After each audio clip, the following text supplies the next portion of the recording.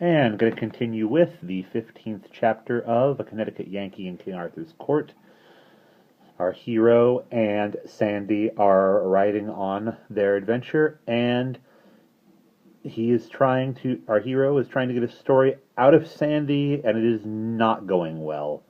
She is telling a story as one would in the 6th century, and he is trying to get her to tell it as one would in the 19th century. So we will continue from there. Then Sir Marhaus turned his horse and rode toward Gawain with his spear, and when Sir Gawain saw that, he dressed his shield, and they aventured their spears, and they came together with all the might of their horses, that either knight smote other so hard in the midst of their shield, but Sir Gawain's spear brake. I knew it would. But Sir Marhaus' spear held, and therewith Sir Gawain and his horse rushed down to the earth. Just so, and brake his back.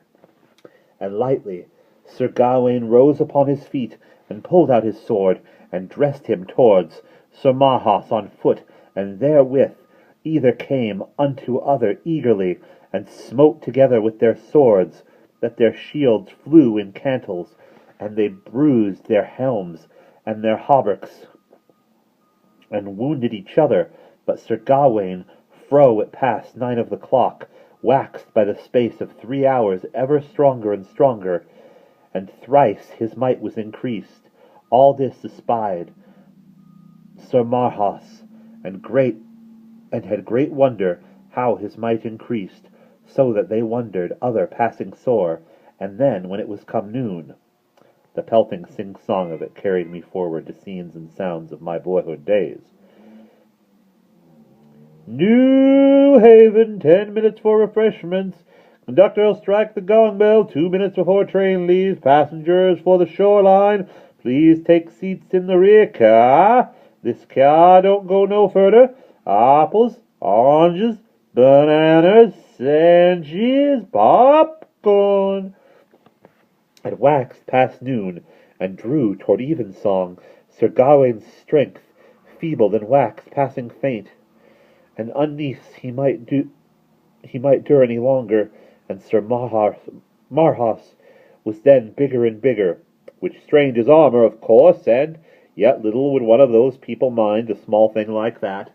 And so, knight, said Sir Marhaus, I have well felt that ye are a passing good knight, and a marvellous man of might, as ever I felt any while it lasteth, and our quarrels are not great, and therefore it were a pity to do you hurt, for I feel you are passing feeble. Ah, said Sir Gawain, gentle knight, ye say the word that I should say. And therewith they took off their helms, and either kissed other, and there they swore together to love other as brethren.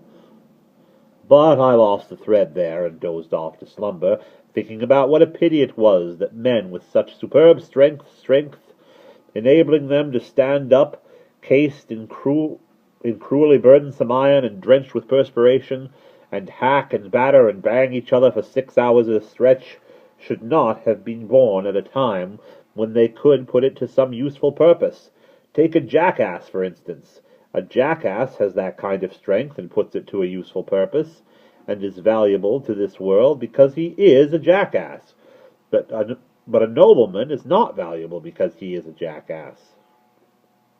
It is a mixture that is always ineffectual, and should never have been attempted in the first place. And yet, once you start a mistake, the trouble is done, and you never know what is going to come of it.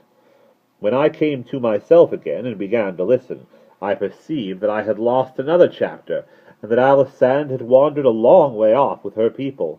And so they rode, and came into a deep valley full of stones, and thereby they saw a fair stream of water.